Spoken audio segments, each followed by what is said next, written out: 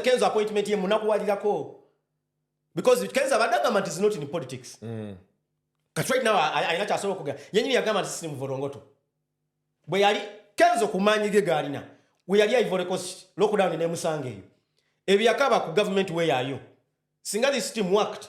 Che gwe gundi kasuku. Ochimanyi nga America bonna abali mu Uganda during lockdown baba chimana. You know that? You know that? Yes. Now that is the government that works for its people. But Kenzo was picked. But after crying and after pleading, it should be a system. It should not be on the mass of an individual. Kasuku, njagala kyentekeddwa ofuna ng'omunagana nkifune ng'omunagana nga siteekeddwa kusooka kwegayirira muntu. Yali yeetaaga kwegayirira Right Honorable Rebecca alitwala kadaaga. Era bwe yamuleetanga alina n'omukubira ebivvulu. Kwe kumutwala mu hoteli gye yasulanga ku mistiru. You get my point? Ne bamuwa ssente okulwanyisa Bobi Wine.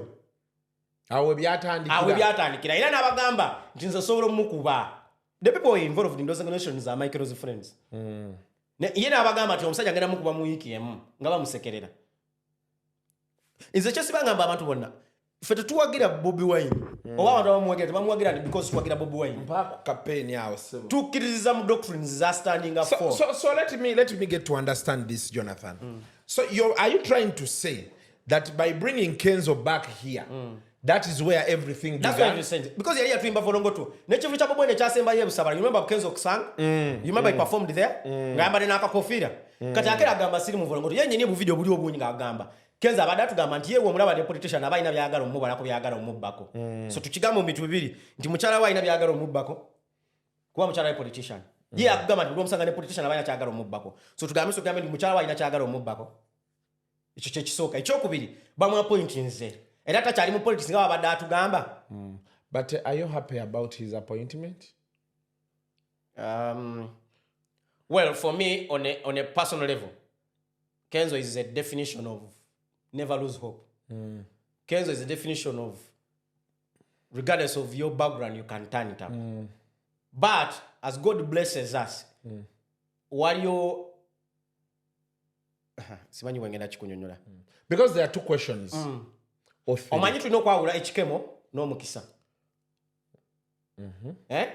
Kenzo guno agulabanga omukisa. Abantu abasinga balowooza nti Kenzo alina omukisa, Kenzo omusajja ali bless, Kenzo ali bless. Naye ate kyali mu kikemo. Kyali mu kikemo. Kitya. Anti is now collaborating with the oppressor. You get my point? Nti Kenzo on a personal level, Kenzo is a definition of zero to hero. But ate musuuza alemedde okwawula ekikemo n'omukisa. Kati kino ekya-appointment si mukisa, kikemo. West Records X2 Gravity Omutuju, Uganda's best rapper, hip hop award winner, balance the boat, embuzi zatu today, nanyini lunga flow, nanyini stage, aguse ku cricket obo, nga musanvu September. Singe mtwale ebiri VIP mitwale etane meze ya milioni 3 y'abantu 8. Gravity Omutuju nzamazeeko, mu live concert lukoba ku lukoba, hit go hit. Nga 8 September Sama Gardens Mukono, 9 September Kaliro Country Resort, 12 September Katiko Mukayunga, 17 September Lyantonde Musawe, 14 September University ine Mbarara, Oronga 15 September Maria Floyd Masaka, atabiri mu September Mare SS, wona shinzo mtwale gumu, jangu Dr. Gravity Omutuju akwedosie ndongo. Mulewa mukere ku cricket wava tujijuze bila byakulya sente wacha maneno obuwala yefe la mundongo muje musanvu September cricket ovo Gravity Omutuju bitegekedwa West Records.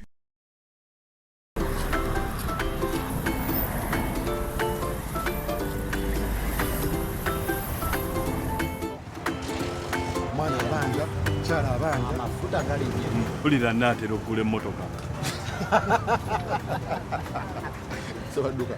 Ebiveeko ebimotoka tobisobola. Munindeko. Bino bikola bitya?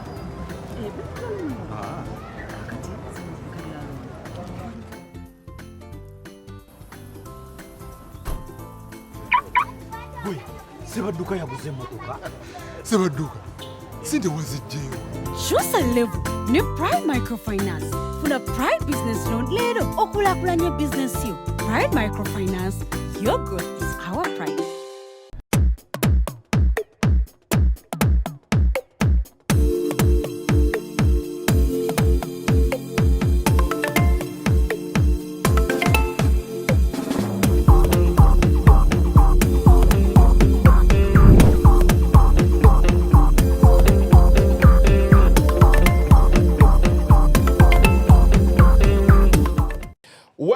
to yet another edition of Kasuku Live. Olunaku olwaleero omanyi kansooke nkajjeko kadde kakiitiridde omanyi this is my studio so nkola buli kyenjagala.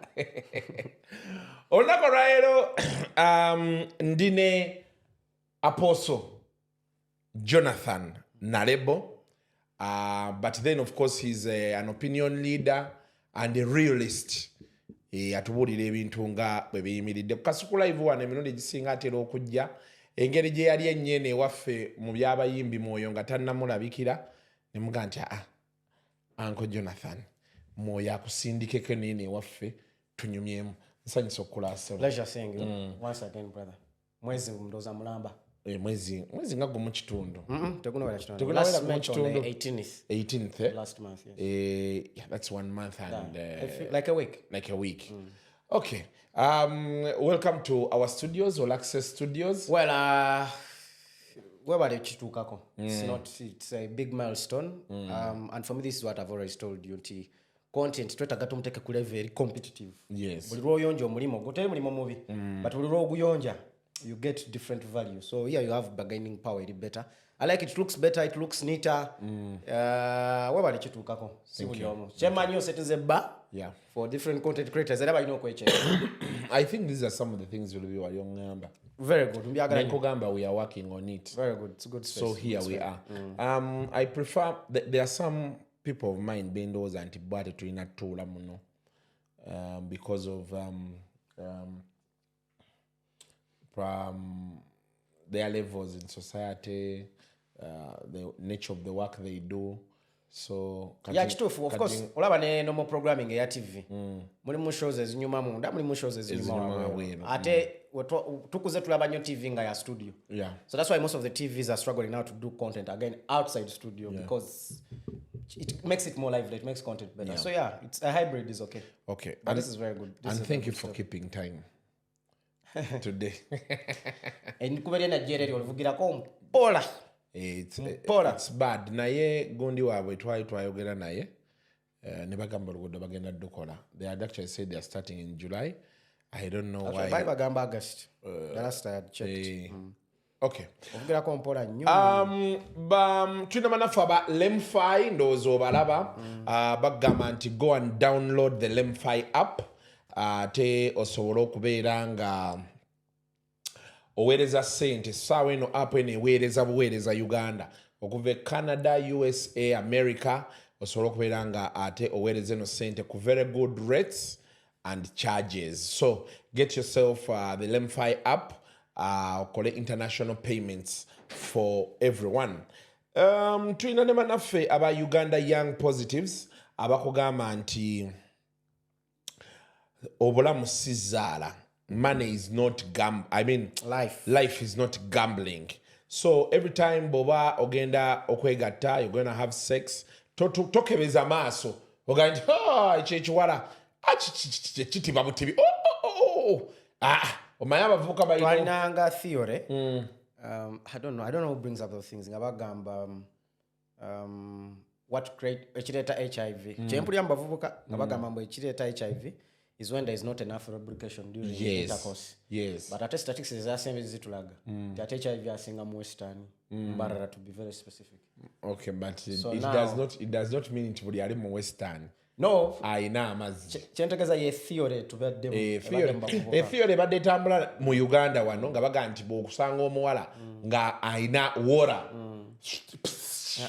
nti ekibeera awo tewali sirimu. Waliwo n'abagamba nti abakazi abanene bo tebabeera na bulwadde because there are stereotyping nga balaga nti because bw'ofuna obulwadde olukogga n'oggwawo na biki.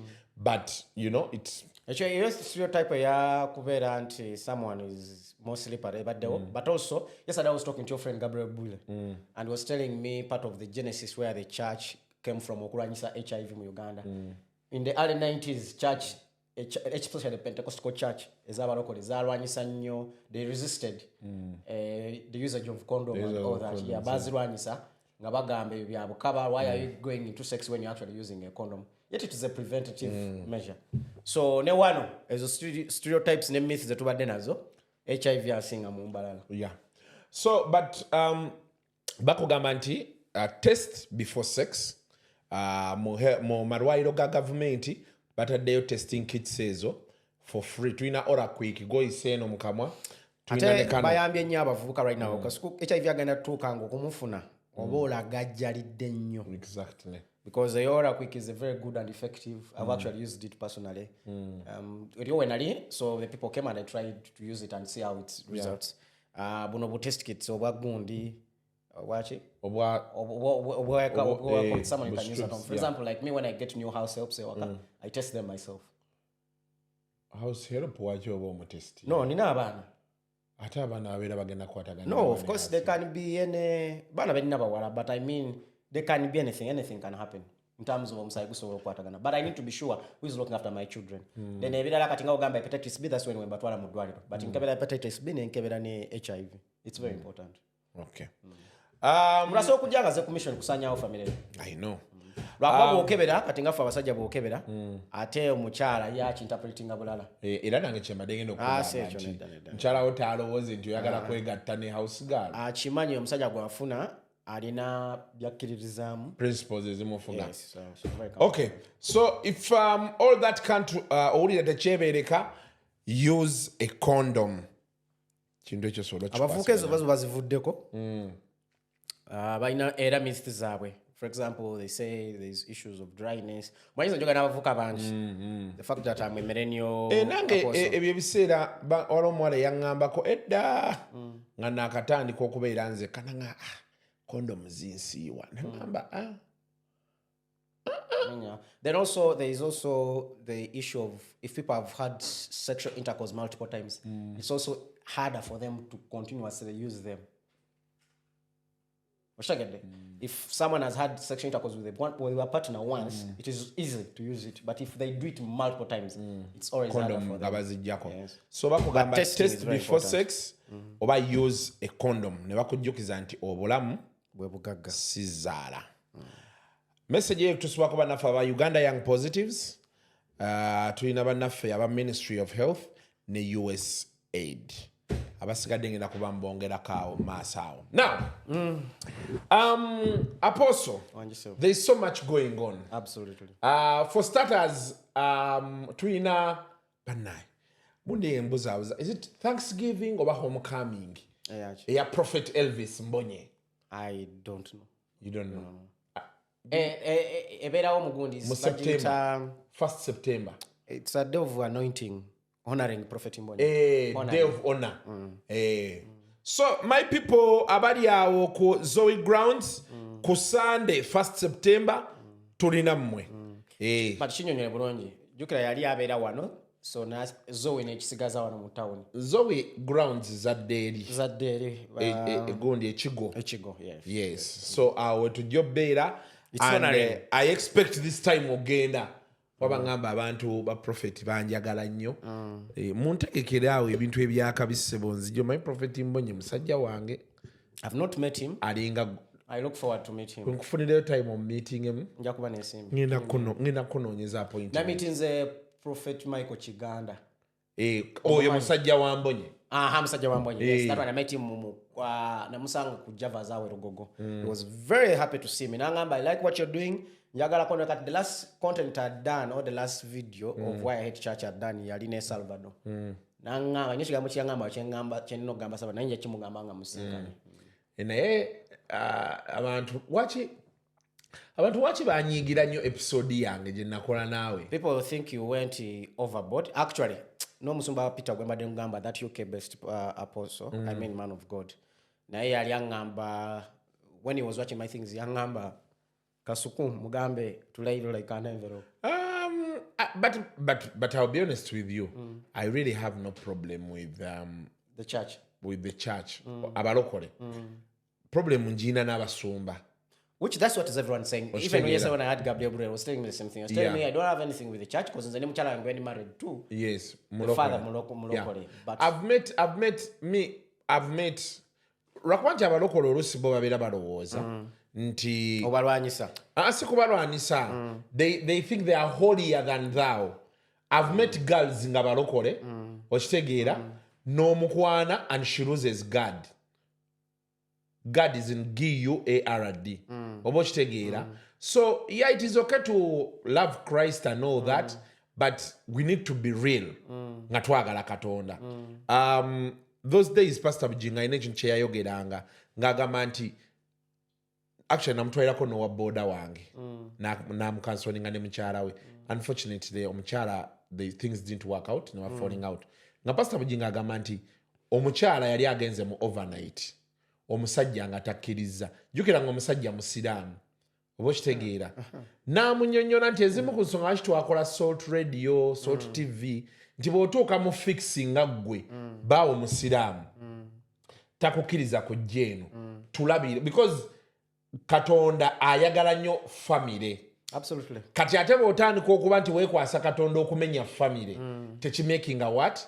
Kati olaba message eyo naye ate waliwo omulala agenda okugaa nti ebyo byonna biveeko omusajja baaba simulokole tobeera naye. Do you understand what I'm saying? Then of course there are churches that are really helping people. Very. Yes. For example, nako olwaleero Jonathan, you're doing ministry, but you're not faking miracles. You're tackling ebizibu by'abavubuka. Nti instead of okukola church nti tugenda tuula buli Sunday, ate ogamba nti intention yange si yeeyo. I want to transform people's lives with the gospel. Kati ate gwe oli digital, oli online. Oba okitegeera kye nkunnyonnyola.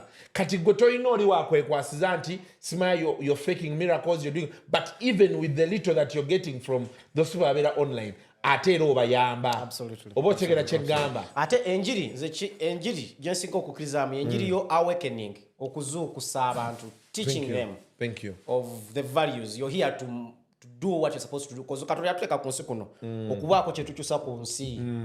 God made us to make earth a better place to live.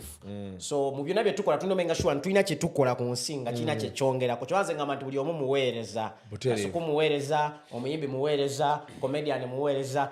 Kisinzira osazeewo okuweereza otya. Olwana ntalo, ovoola, as long as you're doing something, as long as you're making so today nze nga tukyabenaberera mu ssomero.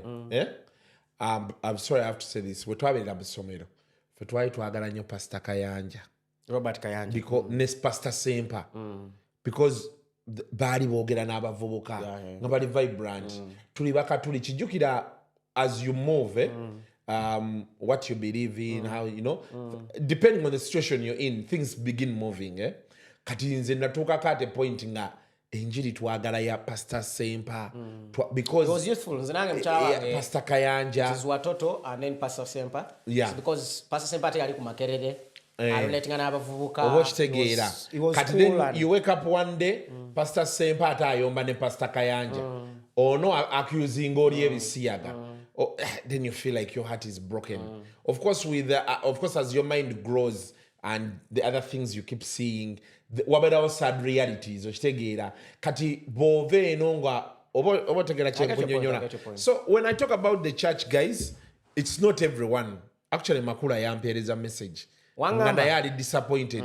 Ne mugamba Makula ngambye Sam era abantu boolaba abo abasinga abanyiiga olina obegendereza in terms of message eyinza okuba ebakutte. Oba okitegeera. Otherwise nze abalokole sibalinaako buzibu.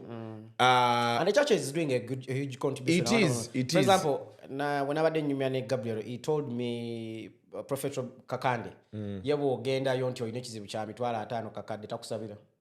Ayita buyisi treasurer namugamba nomwe sente. Yes. Naye genda okole. Yes. Wano sola kusabira kizibu kya mitwalo 10 nti wetaaga rent wa mitwalo 10 wa mitwalo 5. Yes. Yes. Ebyo bintu bya kukola. Yes. There is no miracle about that. Thank you. And this is another side of Prophet Kakande that we all don't know. Yes. Atenze njiri, I don't see it as competition. That's why I'm very accommodative and invite everyone to come and we talk, to come and because it's not competition. Yeah. The more we are together, the better the message of God can move further. So for me, that's how I look at it. Yeah, so abantu bangi baali banyiigaawo, but it is what it is. Of course, abantu banyiiga all the time. But what you said is also important. Omuntu buli wanyiiga manya nti oba okubyewo nyaawo, maybe it has yeah. That's what they are doing. They are victims. I think for Uganda, enjiri yaffe esinga bapasita baffe abasinga, especially kati abapya bano abazze, they are trying to do botunuulira Faneru, botunuulira Prophet Mbonye, but they are preaching a lot about faith, but then they are also preaching about the realities of life. Of course, you'll see that those churches, bakola men's conferences, women's conferences, conferences, financial literacy, and because these are the challenges. At the end of the day, omuntu bajja n'abeera empowered mu church yo. These are the modern day problems we are facing. Ate obulokole edda twali abalokole abasinga bali pressing laziness with prayer. Nga ye buli kimu abeera mu kitwale, so they don't want to work and replace laziness with prayer. So buli kimu yaloza nti kusaba naye nga ate kituufu Katonda atuwa amagezi. Naye you must put in the work. You must be committed. You must wake up and go and do the work. Because as I've always told you, so you cannot read the Bible and become a doctor. You cannot read the Bible and become an engineer. As much as the Bible is important, nino gena nsomo okubeera doctor, nino somo okubeera engineer. So I must go to a doctor if I have a problem for the doctor to help me. So it's important that as much as we have the biblical understanding, we look at for the earthly understanding of businesses. Business ina principles zazo. So which you might not find in the Bible. But you must learn. I must go and sit with a businessman. Osanga abantu ina gamba ntizo musumba yangamba ntisiwasa mukazi gundi. Osagede omwana naleka obufumbo lwakuba pastor ya mugambi. Yes. You get my point? Yeah, actually kwezi omwana naleka omulimo because pastor ya mugambi. Like that. Really, what's the problem? Kwezi yangamba ayina omukyala gwe yali agenda owasa. Naye omukyala mulokole mu pastor ina mugamba yosiye musajjawo. Karate ne bamufunira omusajja nga mufere. Omukazi yali akola mu ministry nga w'amaanyi eyo. I saw that story. Ne bamubba. I saw that story. Oba okitegeera. Ogenze wala. Nze nina relative wange. Yafuna omukyala abadde mulokole nnyo mu church. Nga yakometinga obulamu bwe kusavinga Jesus Christ. N'abeerayo n'afuna omusajja. Bwe yafuna omusajja ne bagenda ku honeymoon. N'agamba omusajja sobola kuwaako. I'm not going to sleep with you. Katonda tanandabikira nti I'm supposed to sleep with you. Omusajja akubye empeta. Mugenze ku honeymoon. So what's the purpose? Nti Katonda tannamulabikira. Tannamulabika n'agaana ku honeymoon. N'agaana.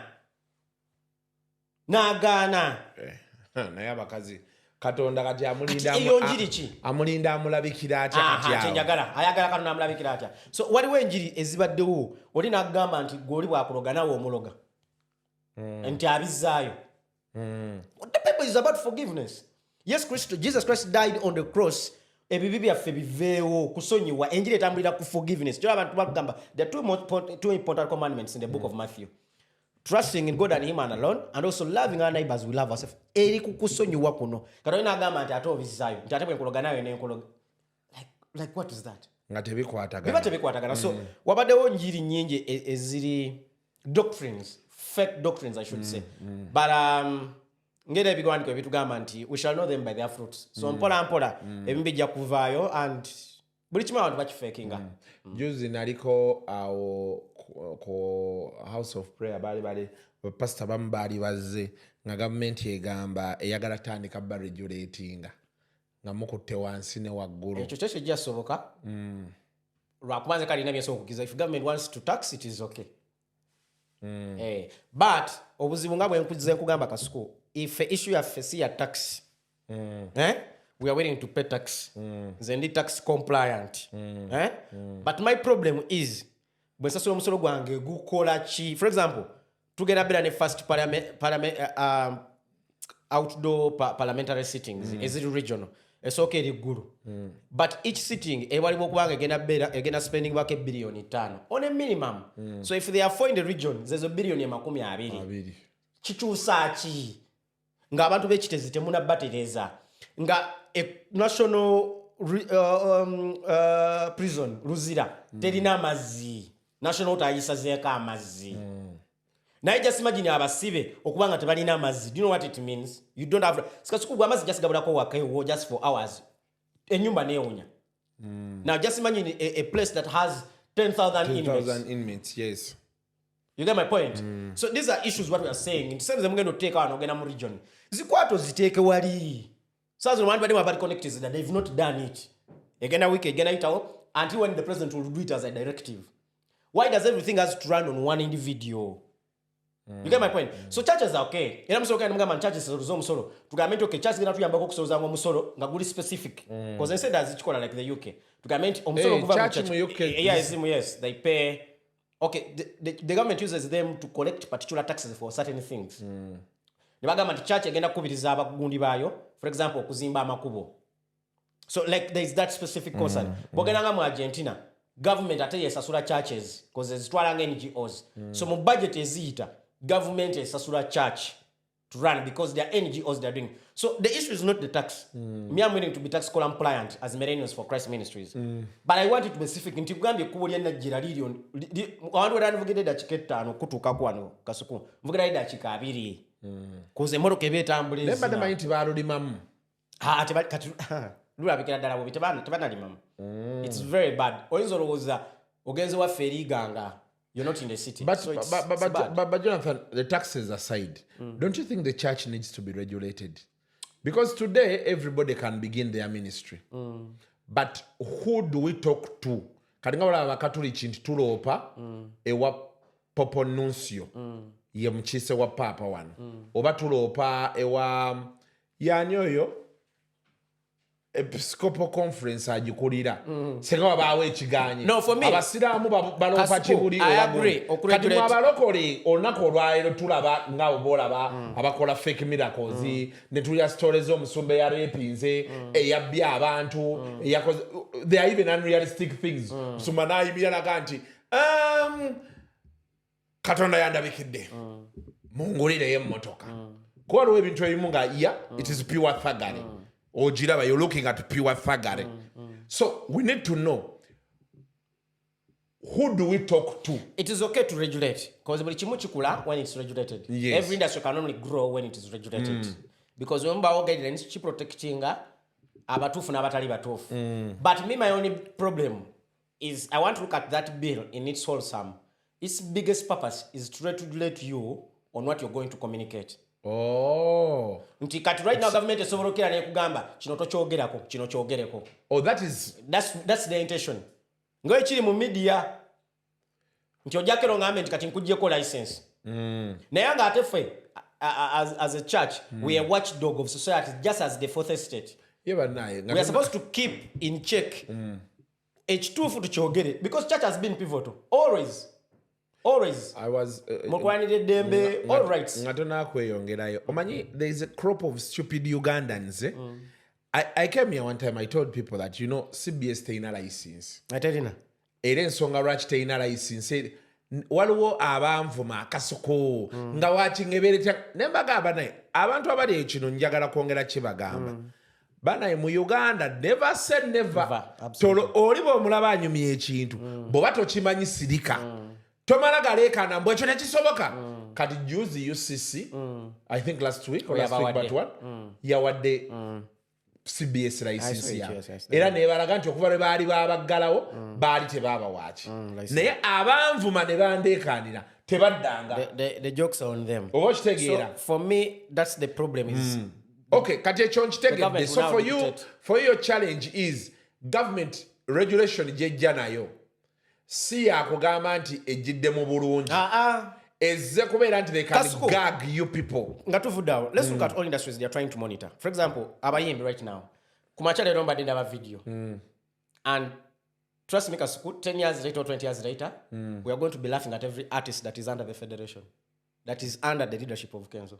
Because abayimbi awe they can hold them accountable to anything. They can just wake up, the government can just wake up today and say, because Kenzo inachosobola tugamba because wali asente zino zoditing is accountability and Kenzo will end up in Luzira. So where Kenzo right now is a slave to the state. Because the state are azilide. Bagenda kera bokezi bamugambe Kenzo tosobola kati Kenzo cannot even speak up for anything. Has no right, cannot speak up for anything. Kwa n'oluguudo olubi baalulaba. Alina sirika busirisi. Tasobola ddogerako. Kenzo n'abeera ne muganda we ye obuzibu bwalina nti yenfunzi. Kenzo n'abeera ne muganda we n'agenda mu ddwaliro n'afiirayo. Kenzo cannot speak now. Because the moment he does it, the government will tell him, you man, you ate this money. Can you audit for it? And he can't. The moment he can't, he will be sent to Luzira. Now I mean, now under the federation, it's the same thing they are going to face.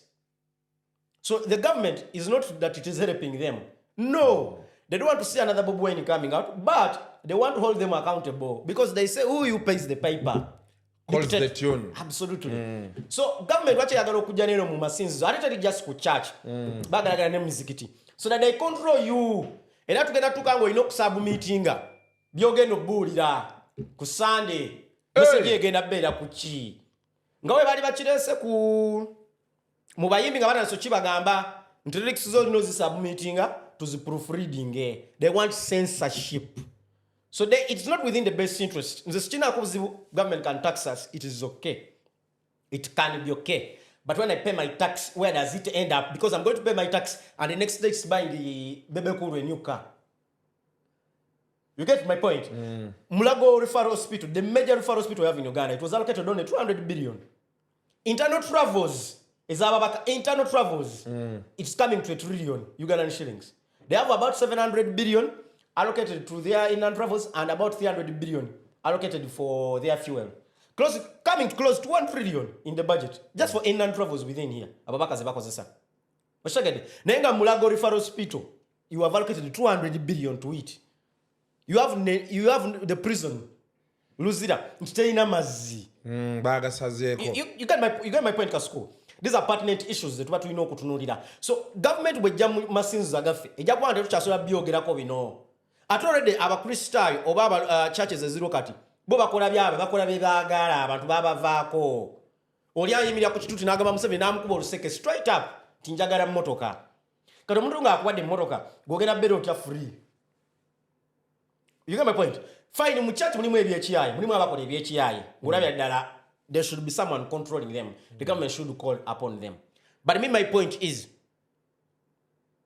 the government doing it in good faith? Nga bwe ngambye abayimbi kati webali, they are slaves. For them they think they are empowered, but they are going to be slaves forever. Forever. Tebasobola wakanya kyonna.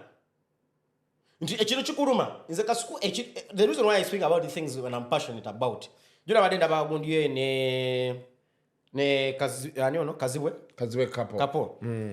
Nga gogama nti wajija kama because of byolabye. Kitofu Kasuku. Na ate Kasuku tulino tunywa nti siteko manaffe. Teko makufe kitofu. Osagede Kasuku zadde abaana. Kasuku line eggwanga lyafa dda. Line eggwanga. Mbadde nekyeyo, he went back yesterday. Mu America. He's away for against the mutwe gaita akomawo after 2 weeks. But natuka kunembuuzako kyeyo nti to be honest, what makes America great? Nangamba ekintu ekyo.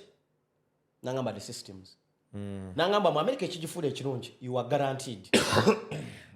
You are guaranteed of survival. Nangamba obuzibu bwe Uganda wano obanga oteekeddwa ofuna emiliyoni buli mwezi toli guaranteed nti ogenda gifuna. Osobola obutagifuna. Nangamba naye America emala teekeddwa ofuna $5,000 eza dola a week zenteekeddwa ofuna. The system works for me. Nangamba bino pulira abantu babadipoti. Nangamba just okudipotinga. Bayitamu mitendera mingi nnyo okuholdinga accountable ndi bakudipotinga bakuze mu ggwanga. Ate bakuwena kwa asatu okwetereza. Siro byemuwuliramu bakwata ne bakuteeka ku nnyonyi etokota. No. Like the system works for them. Like it works.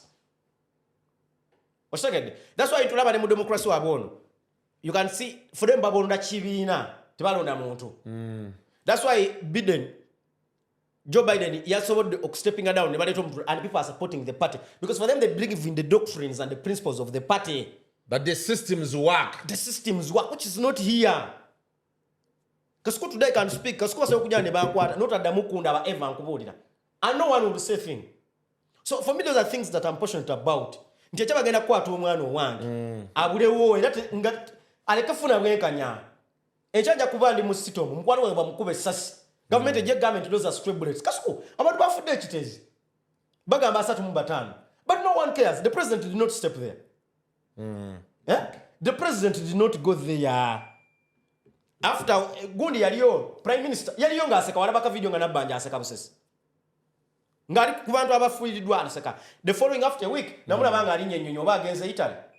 Speaker naye yabadde agenze Italy atutte baana be bawa mukisa. Owa papa. Like they don't care. But kuna tragedy yaliwe ekitezi. President yali alina okujja atuukewo. When they told him, he said he didn't know if people were living there. Director wa Public Health Dr. Okero yali yawandikira dda Idi. Namugamba I think on the 2nd of June. Namugamba we are sitting on a time bomb. We have observed cracks. We are naturally it is almost impossible. We need to do something. But because of the bureaucratic tendencies within the system, it can't. They need to help people. Right now, the executive director wa KCR bade resigning da. ne mayor Elias Lukwago, they would have resigned. Because what are they doing? Well, just Prime Minister or Boris, former Prime Minister Wangundi, he has never seen Morocco down. When people are home and they showed him a part when for him he was eating life. And it disturbed him until when he resigned. You can see how systems are important, how they work for people. One executive director can see anybody resigning at Dakasuku. Ngaya tuta. Kasuku, a life lost is very important and it's very sad. Omuntu okufom nali necheyo nga tuli mugenda mu town ya kubela nje. Nasanga ali omusajja nga agudde kweli okubo lya Lugogo bypass. Nenga buli mwaita wisi. Nangama na leba America awo. You don't know how many ambulances zinzo kwetulako yo omusajja. Eriko bali salako. Ambulances nizijanga munana. Because for them each life matters. Kasuku bantu banja abafana Uganda nga tebatekeddwa kufa. But negligence. Abababula bechitezi bade tubatekeddwa kufa.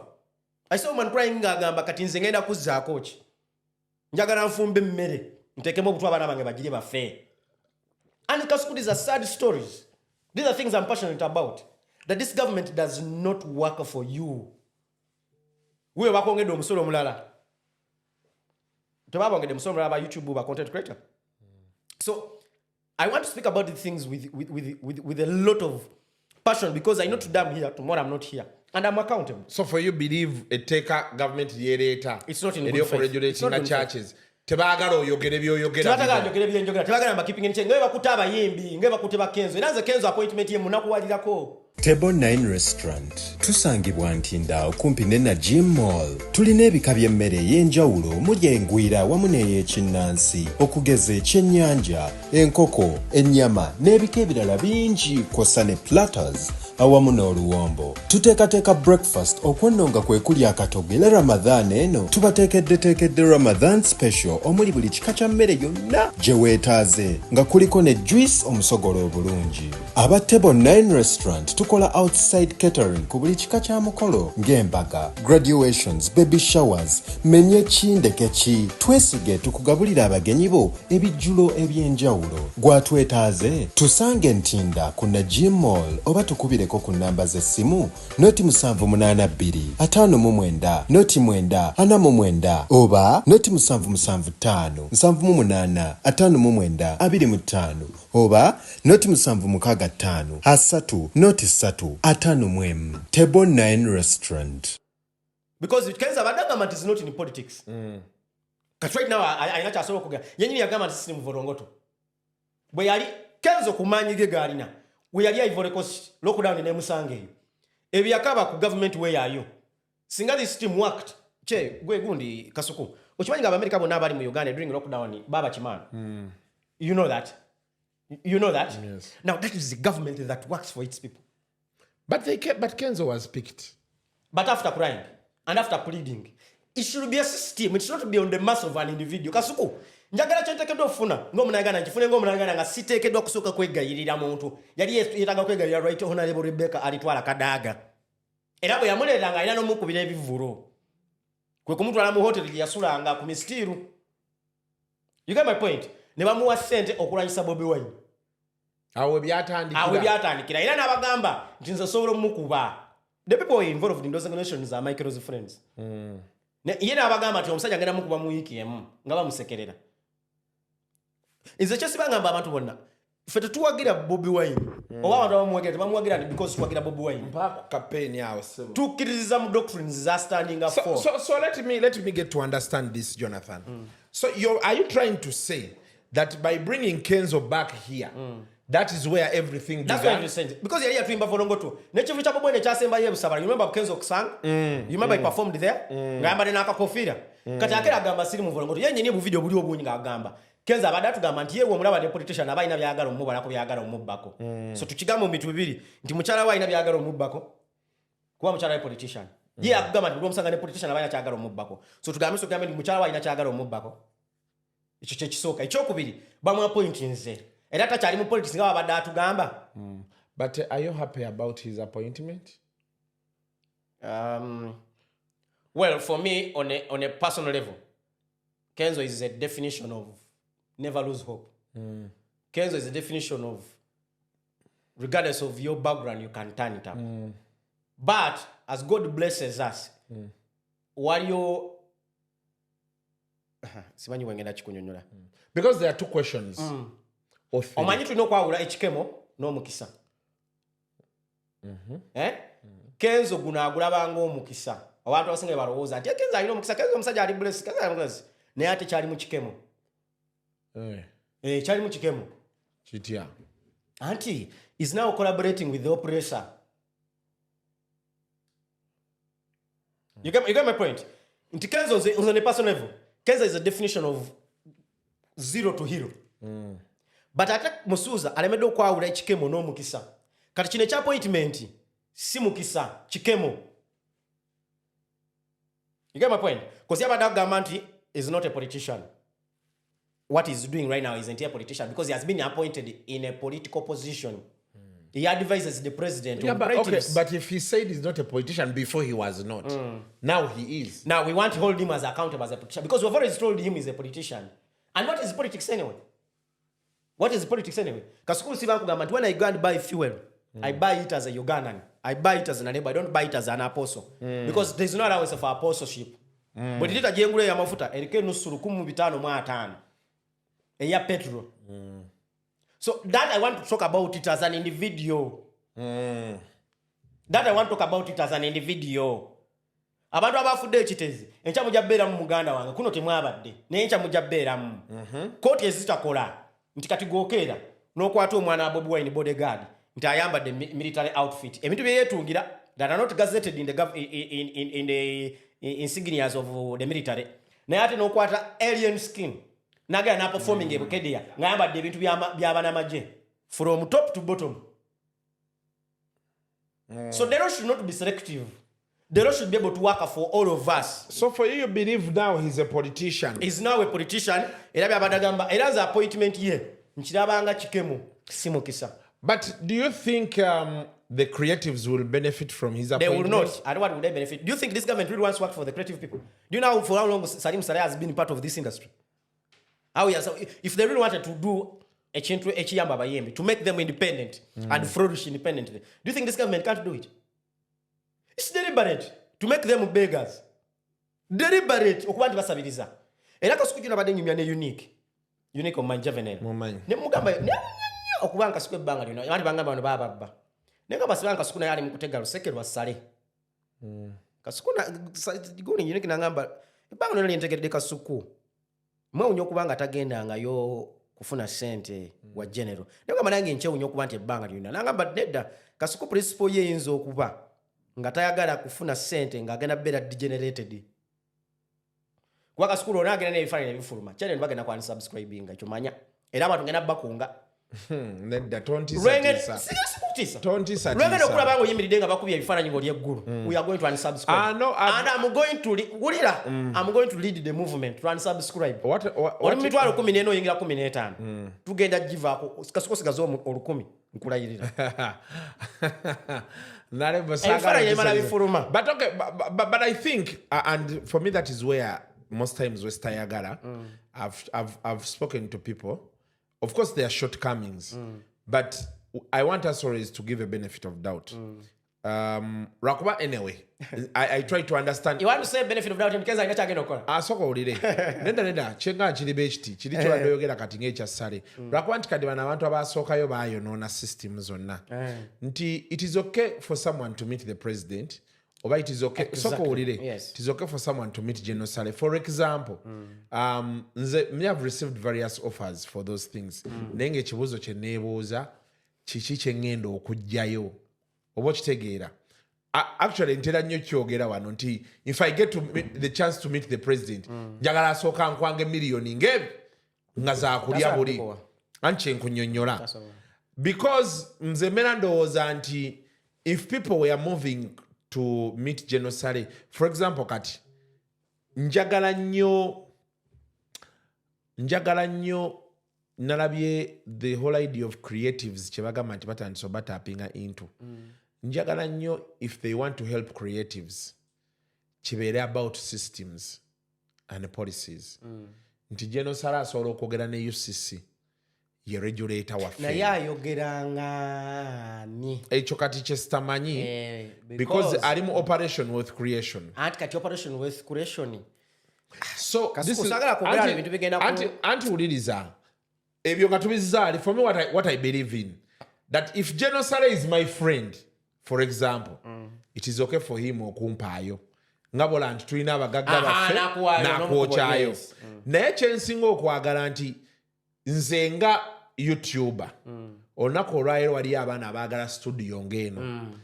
Okitegeera sente ze twateeka ku studio eno singa gavumenti yali yatukolera studio zino nga gyeziri all over. Just to cut you short, there is no country in the world that has grown whereas government has been the biggest investor.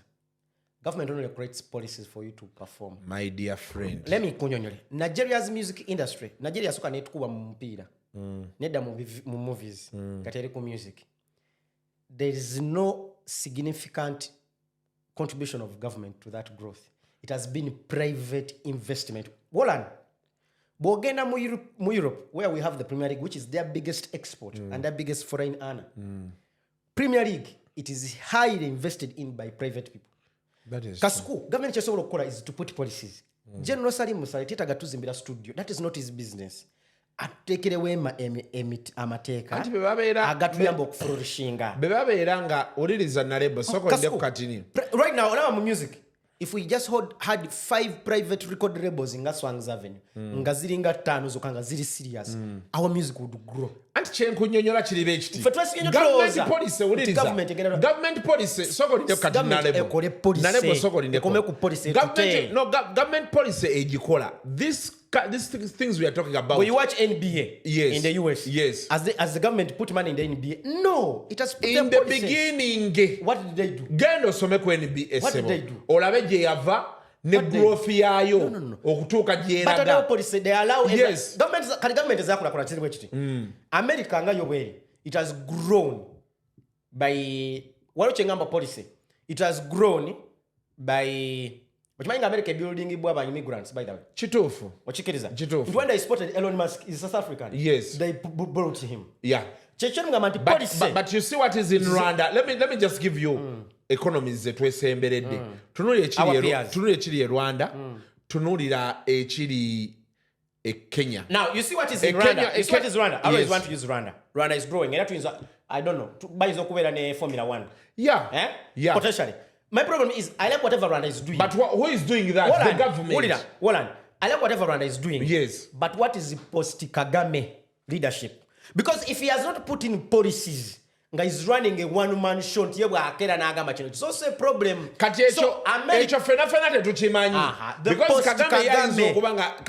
post-Kagame is important. Kagame could have chosen to be the face of his country. For me, what I don't want, but the systems are working. What I don't want is Salim Saleh to say personally for him, I just to the studio. Take away me take. You are a AGJ come so when you take up by YouTube. That is why I was telling you that I want them to work under UCC. Not me to go and meet General Saleh ngabola abayimbi bwe bagambye nti president naganti tugenda bawa. Okay, okuba kiri okay. Zigenda yitawa okubatuukako. You get what I'm saying? So that as the structures work, in Rwanda, I mean in Kenya, President wa yagenda mu America, ya meeting ne team ya Facebook. Yeah, they came and said n'abanyonnyola nti bannange ffe kye tusobola okukola nga gavumenti internet tugenda kwongera ogimonyesa speeds zitambule in exchange for what nti mujje twagala mu monetizing ba creatives baffe.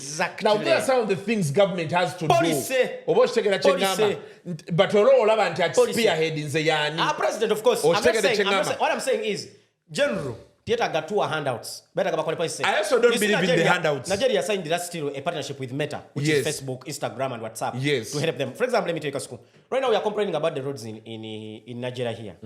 Governments that have grown. We are going to keep on using USA because it's a standard example. But USA is very far from us. No, it's a standard example. It's a first-class country. It is a standard example. Let us come closer to us it's okay. Where we feel they are moving at a bigger pace than us. What I'm trying to show you is is a standard example. You can do a hybrid system of governance. Issues of Nigeria. For example, right now, you really Minister of Finance is a taker, all local tax zino kubera remitted to URA. so emirimu gibadde gikolebwa by local kati governments kyekiganye enguudo okukolebwa amaanyi mbadde ngenda kikunyonyola mu nsi ezaakulankulana ne zikozesa federal system and also the democracy mulimu amakubo agazimbibwa state agali main mubamu amakubo agakolebwa gundi for example wano mu Nigeria twali badde tugamba nti waliwo ekkolero lyagala ogenda okujja mu Nigeria nti yes bwe balize mu Nigeria atwala Nigeria katugambe nga meya waayo bagavana waayo asalawo buli kimu nti ekkolero erigenda okukola sukaali zize mu Nigeria ngenda bawo ettaka lya bwereere kuba mugenda wa abakozi bano emirimu bagenda sasula peyi bagenda sasula ki byonna bwaba bagenda sasula mugenda zimba amakubo abana obuvunanyizibwa okulwaninga system nga ye because it's going to help his state birobera abantu Amazon yegenze ne setting eno ne setting mu state ne setting eno bagavana bezensi balwananga ye because abanyi when it comes in what is going to do there's going to be construction amakubo is going to asalawo ye asano jwa tax holiday nga ye governor okay but I think so I policy je twetaaga Jonathan I think some of those things anyway we don't need the handouts of the president vis-a-vis our country and how you see things work they are far-fetched no tusabe busabi government tubagambe kasuka nebya abasoolo giteka ku nninga sasula mu Nigeria kiki gitwala bagiteke ku nninga no trading license je sasula mu Nigeria tubasabe bakole enguudo trading license je sasula mu Nigeria kiki gitwala ku URA trading license je sasula mu Nigeria should be able to do the things of Nigeria but right now abana ba nupu bochupayinga before bine byawansi byonna that's why the Minister of Finance has come out to say omusoro gudderi they posted I think last month because babyo chupayinze bino bye byawansi now they don't want them to have access to money here it is not about what is right it is what benefits them to stay in power for longer so we don't need the handouts from the government that is we true. need the policies so chiri kyakugambe gwe nakala ngakulabya ngogenzo wasale ngagenda kuokyayo mpozi gwakulira ba YouTuber we are going to unsubscribe anze wasale njagenda naye if that day ever comes esimu nejja nti jangu naye njagendera ku principle kubanze saawa eno ekintu kyenjagala kiri kimu and I've said it over and over again abantu creating content I'm a typical example of people who have benefited from this content era nze sina lunaku nalumu lwensobola kugamba nti sifunye mu content nina abantu abali eyo bannayuganda in and out of the country abakusanga n'akuwaayo wano we tukola tusasulwa oba okitegeera aba advertising bazze so I want nze nga bwendi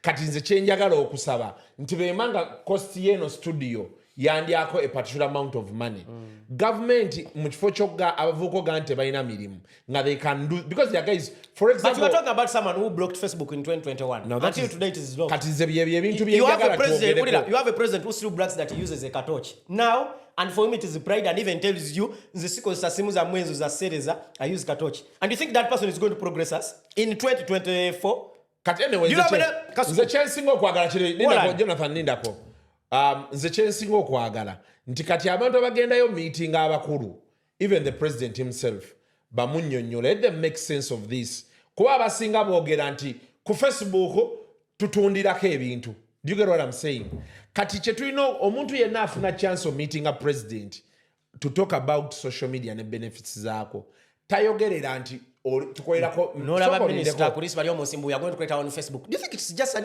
issue nakyo kisoboka kube China and North Korea they have these things but you look at the economies you're talking about look at the economies you're talking about China and Korea nze kyenjagala okugamba kiri bekiti nti abantu abagenda okwogera n'abakulu babannyonnyole nga tebabannyonnyolera ku $1 billion okitegeera njagala oli aveeyo asitule omwana abadde atundira ebintu bye ku Facebook annyonnyole president nti mbadde ngenda n'engula engoye nenziteeka kuno nenziranga olugoye lwengula 15,000 nendutunda ogumu ekitundu kati wano president ajja tegeera nti waliwo omwana atalina mulimu agenda okulya omutwalo ku lugoye olumu ng'akozesezza internet very good olaba kiri kyoyogedde for example ekyokugamba nti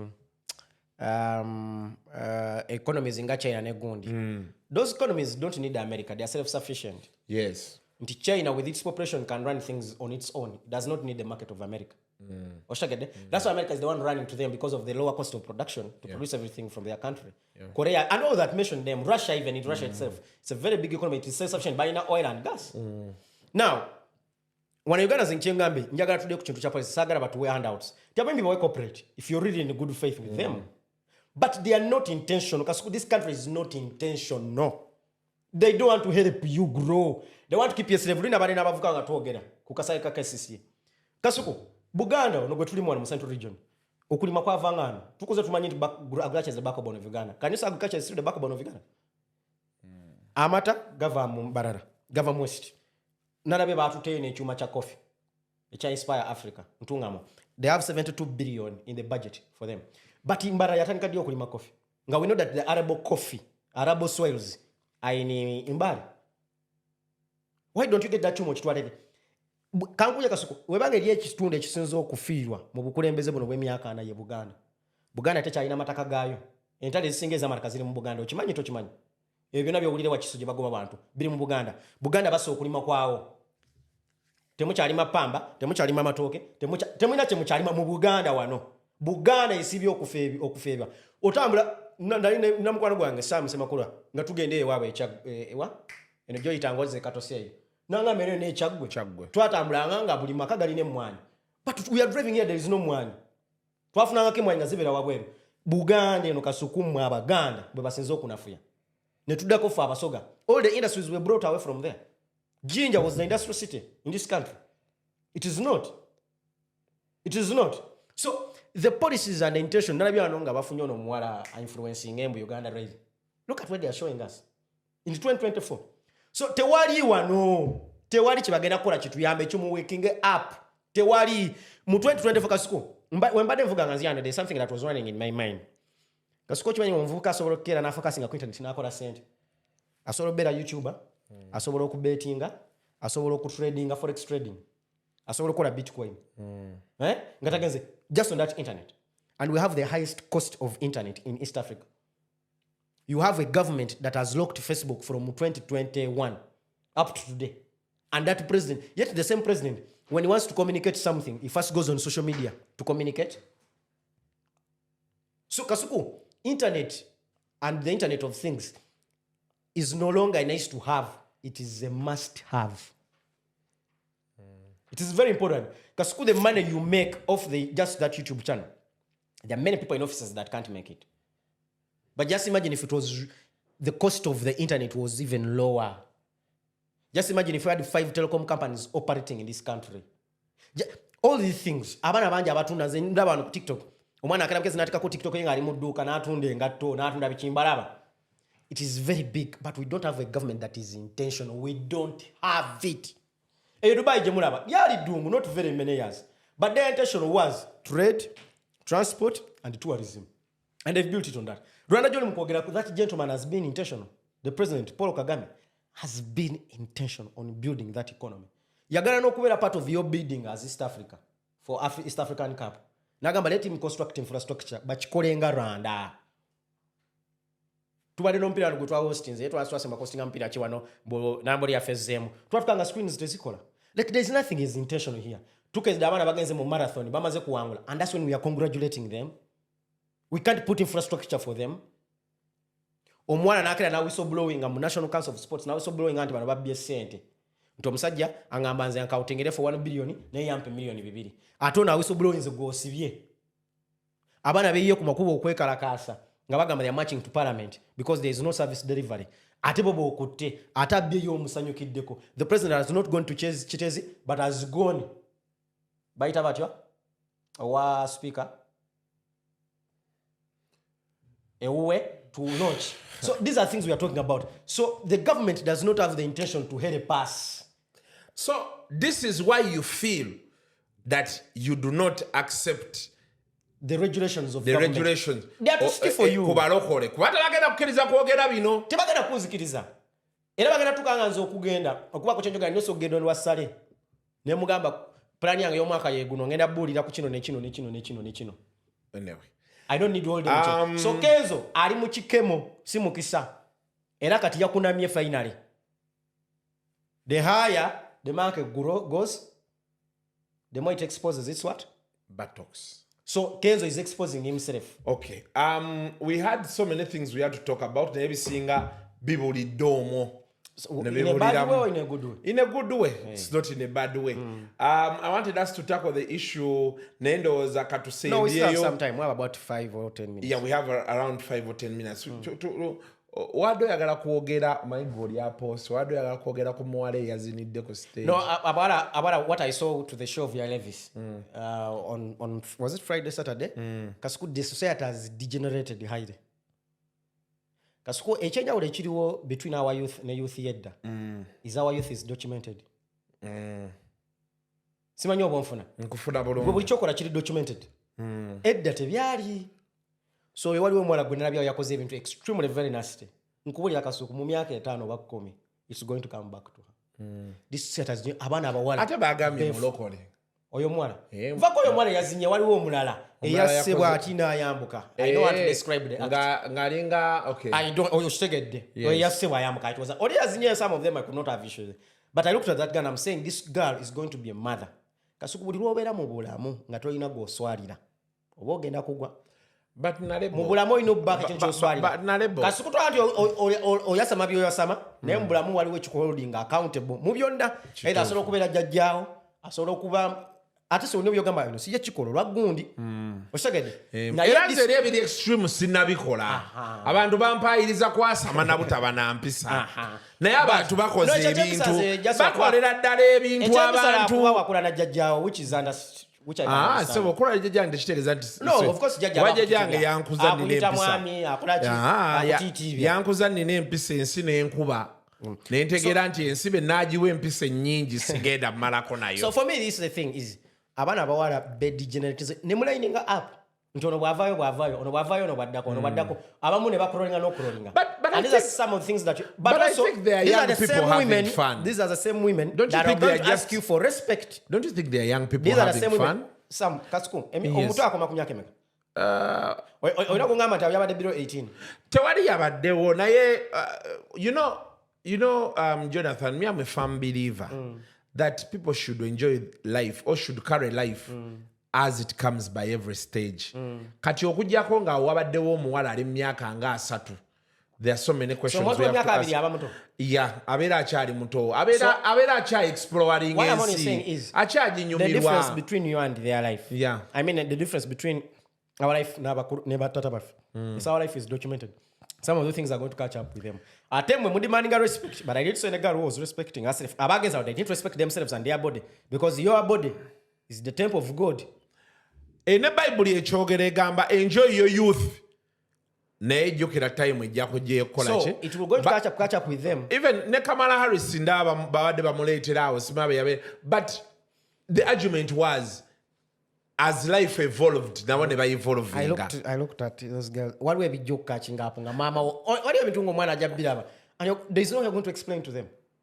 Bana batakyuse kuba olaba kati Nalebo walina ffeeno ng'okola bino nawemukako naye walino mu byaffe eby'okwasama tewawemulako ne kati nze kati tosobola kera ku makya oli n'aŋŋamba mbu Kasuku wawemula wano nga ntuuse okufuna obwa minisita oli omusajja we yatulaga akabina ife twali mu nsi ekola oli omusajja yatulaga akatofaliko ife twali mu nsi ekola oyo tasobola funa mulimu wonna in public office. No, but do we agree that with the time people change? It changes. They transition from one stage to another. Okay, maybe checho. That's why we have a munsi. Bagama when you're convicted, also calling a public office. That's why bajakuga mat singa because chito voice ko wachikola no wenenya. Na wali ebitungo okikoze ngeche chibi kigenda beera ko paka. So go kede no twaga katofali ko ku public munsi ekola kyakuluma. Tewakyagalirako ddala omanyi okulaga katofali Kasuku ffe twakula okumanya bamuzeyi baffe bali principled ekimanyi ffe twakula nga tuloza nti ne muzeyi waffe tagenda mu manju nga bw'aba agenda era yeebuzaabuza. That's how much they respect themselves. Agenda ayimbayimba ogenda omulaba nga ali mu kayunga abulidde eyo. That's how much twakulanga ne batata ng'omulaba taata naye kati bamama b'ennaku zino batata b'ennaku zino is because taata ayambalawo olugoye ng'omwana waali unoonaba ng'omwana akulaba. Osaged, fete twabirabanga not because they did not have the luxury to do it, but they wanted you to respect. Bintu babiranga nabyo nti kino kikopo kya tata. They just wanted to give you basic respect. Chicho kikopo kya mukulu, you have to respect elders. It was just an issue of respect. Kasuku ngeye we conducting am. Era bimwe supervising sambulamu. Nti nawe omanya abakulu. You know authority. You're going to meet the speaker of this parliament, ojja kwekakanya. Nenja kulaga jenzi. Ajja kuba atagala kukakana. Atambulanga bwayagala. Naye gwe wona asanga omukulu. ojana kwetu was and that has made you survive. Nalabye Ruto ya meetings ba Gen Z. Gen Z n'agamba Ruto nga tafudde yalita mu bigoye bye. President Ruto tukusobola tokyalina maanyi. Ruto n'agamba bayakitoze okwogera. Now my friend, I'm the president of this country. You don't know what I can do. The only you can't mention it, even when I disagree. I disagree with the president 1,000 times. But even if I met the president, so what I move over. Mbomsinkana wadi. Mbomsinkana si move over. Ero mwa respect ye. Respect ye because if you tuvudenga abantu abakuru omu respectinga. And that's why I better put even when I don't agree with the president. So I my president wa gwanga lino. In his physique or in his what I can't. I will disagree with the president on principle. Because that Ntengudo sinkole. Nezo sola temuvumiramu. General Muhoozi Kainerugaba. I disagree with him on principle. Nti wano tewali bwansikirano. But sigena muvoola. But jezibo bavoola. Kyatakirizaganya na Prime Minister Katikiro Charles Peter Mayiga. Yatagala voole. You get my point? So ye problem je tulina nti abana bena kuzino baba tegekera tebaba tegeka. Yes. Okay. Eddakiika zozezo.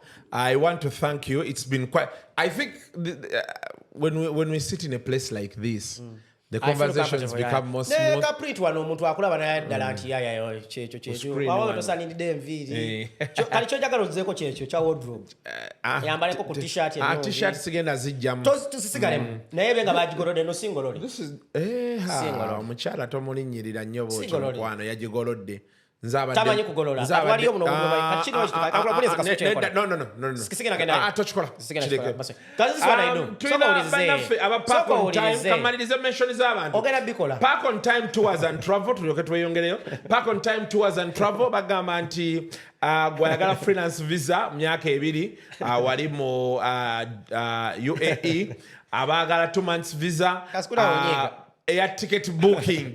Baina gye bayita one way dummy ng'ogenda genda omulundi gumu ababadde mu overstay nga bali stranded ate wamu ne banabulako passport ID ogenda nonya nafu aba Park on time tours and travel bali ku 0702 207534 tulina Ryan Air Global Express Cargo bano bakutegeeza nti baleeta ebintu okubijjira ddala China ne UAE. So bw'oba olina ebintu mu UAE oba China ng'oyagala kubeera nti obituusa e Kampala in record time, Air Express Cargo ojja kufuna aba Ryan Global Express Air Cargo. Nja kusabira abanafu aba Kamoga Property Consultants nga bano basangibwa wali Lubowa opposite police bagamba nti gwe ayagala okugula okutunda ayagala okusurveyinga land documentation n'ebisigadde byonna ebikwatagana n'ettaka bakola ne consultancy ojja mulaba Haji Kamoga wano Kasuku live kutegeeza nti beera nga ogenda ku Kamoga Property Consultants ekintu nkikubye ngezezzaako nnyo the changes will happen Nalebo tekinkutte wala just mbeera saagala otekewo mbeera tugirekawo just kachejagala ekya outfit kye tulina okuddako balaba abantu ku Saturday musajjawo sendi olondooza olwe experience ye he tries to be gwe ne bat abeera smart n'omukyala gwe mwaleese you are the problem olina okyusaamu ku outfit mpola ntandika okwambala amasuuti si masuuti osobola kwambala t-shirt naye ngeri organize katomazi kakyekola Kasuku zinkwata saati zange zonna nenzitwalawo waddobi ne bazigolola si kuzooza bazooleza waka nensitwala ne bazooza buli saati ya 100 nenzijja nenzizza ewaka kera bukezi kugiteekako ngeri fine iron like this so kati oyagala ngende waddobi njagala oterezeemu kati t-shirt yeyo this t-shirt is expensive yefunyiza clothes efunya kana olwerulefu Jonathan tibagigolodde kiri bekiti tonneewozesaako esaati yefunyiza end of story. Madamu nakweka n'ofuluma ngeri bwe. Nga yeefugiza yagigorodde n'eterera. Atayagala kunda amusaati yange efaanana beti ndeka ekyo sikimaze. Kiri kivesi tewakiddamu producer kivesi wali kivesi yesitayagala kiri kyoyamala ng'oli eri ku nzo tewakiddamu I was happy. Kati wano wakoledde wano ng'oli mulwadde ng'oli wetaddeko ogusweta mu bulago. Nabadde mulwadde. Don't work. Did the content come? Don't work. Stay No, home. because I asked these people to work and they were telling me they can't work without me. You invite me. I will sit in for you.